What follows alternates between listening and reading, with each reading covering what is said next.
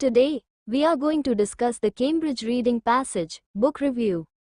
First 27 to 29 questions are to choose from multiple options. First question is, what is the reviewer's attitude to advocate of positive psychology? Positive psychology के support में reviewers का क्या रवैया है? Let's see in the paragraph. Without knowing anything much of him or the school of moral theory he established, since they are by education and intellectual conviction illiterate in the history of ideas. Our advocates of positive psychology follow in his tracks in rejecting as outmoded and irrelevant pretty much the entirety of ethical reflection on human happiness to date. ये जाने बिना कि वो कौन थे या उन्होंने कौन सा नैतिक सिद्धांत स्थापित किया था, और नहीं विचारों के इतिहास के प्रति किसी प्रकार की शैक्षिकी या बौद्धिक समझ रखने के कारण, हमारे सकारात्मक मनोविज्ञान के समर्थक उनकी ही राह पर चलते हैं और अब तक मानव सुख संबंधी नैतिक चिंतन की पूरी परंपरा को पुराना और अप्रासंगिक मानकर अस्वीकार कर देते हैं. So its answer is they are ignorant about the ideas they should be considered. Next question is, the reviewers refers to the Greek philosopher Aristotle in order to suggest that happiness. Reviewers यूनानी दार्शनिक अरस्तु का उल्लेख करते हैं ताकि यह सुझाव दे सके कि सुख. Let's see in the paragraph. For Bentham it was obvious that the human good consists of pleasure and the absence of pain. The Greek philosopher Aristotle may have identified happiness with self-realization in the 4th century BC. And thinkers throughout the ages may have struggled to reconcile the pursuit of happiness with other human values, so its answer is, may not be just pleasure in the absence of pain. Next question is, according to Davies, Bentham's suggestion for linking the price of goods to happiness was significant because, Davies के अनुसार, Bentham का ये सुझाव कि वस्तुओं की कीमत को सुख से जोड़ना महत्वपूर्ण था क्योंकि Let's see in the paragraph. Alternatively, money could be used as the standard for qualification.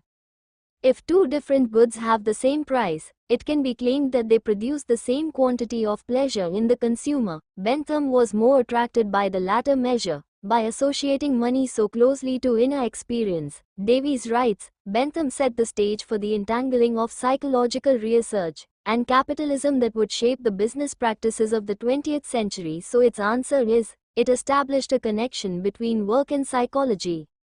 Next 30 to 34 questions are to complete the summary. First question is, Jeremy Bentham was active in other areas besides philosophy. In the 1790s he suggested a type of technology to improve something for different government departments. सन 1790 के दशक में उन्होंने विभिन्न सरकारी विभागों के लिए कुछ सुधारने हेतु एक प्रकार की तकनीक का सुझाव दिया.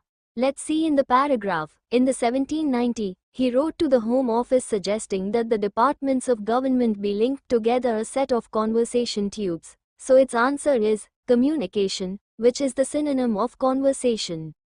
Next question is, he developed a new way of printing banknotes to increase something. Let's see in the paragraph. And to the Bank of England with a design for printing device that could produce unforgeable banknotes. Unforgeable का मतलब होता है जिसे मिटाया न जा सके. So its answer is, security. Next question is, and also designed a method for the something of food, और साथ ही भोजन के कुछ कार्य हेतु एक विधि भी तैयार की. Let's see in the paragraph. He drew the plans for a frigidarium to keep provisions such as meat, fish, fruit and vegetables. So its answer is, preservation. Next question is, he also drew up plans for a prison which allowed the something of prisoners at all times. उन्होंने एक ऐसे कारागार की योजना भी बनाई थी, जो कैदियों की हर समय किसी चीज की अनुमति देता था. Let's see in the paragraph. He celebrated design for a prison to be known as a panopticon in which prisoners would be kept in solitary confinement while being visible at all times to the guards. So its answer is, observation.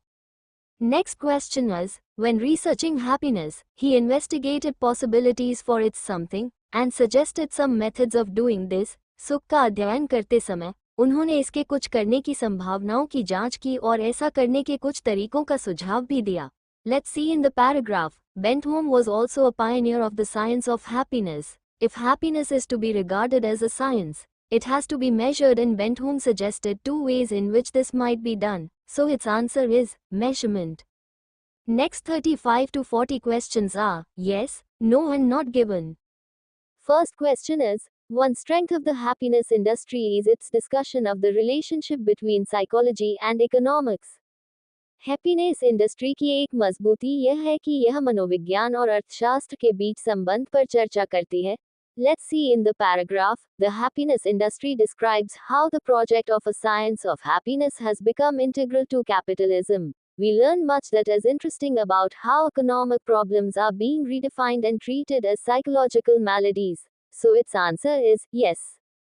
Next question is not given. Next to that is Watson's ideas on behaviorism were supported by research on humans he carried or led before 1915.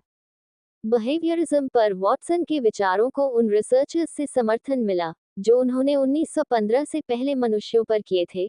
Let's see in the paragraph. Watson had no factual basis for his view of human action. When he became president of the American Psychological Association in 1915, he had never even studied a single human being. His research had been confined to experiments on white rats. Yet Watson's reductive model is now widely applied with behavior change. So its answer is no. Next question is not given. Next to that is the need for happiness is linked to industrialization. Happiness की need industrialization से जुड़ी है. Let's see in the paragraph. Modern industrial societies appear to need the possibility of ever increasing happiness to motivate them in their labor. So its answer is yes. Next question is, a main aim of government should be to increase the happiness of the population. Population की happiness को increase करना government का main aim होना चाहिए. Let's see in the paragraph. It is obvious that the purpose of government is to promote a state of collective well-being. So its answer is no.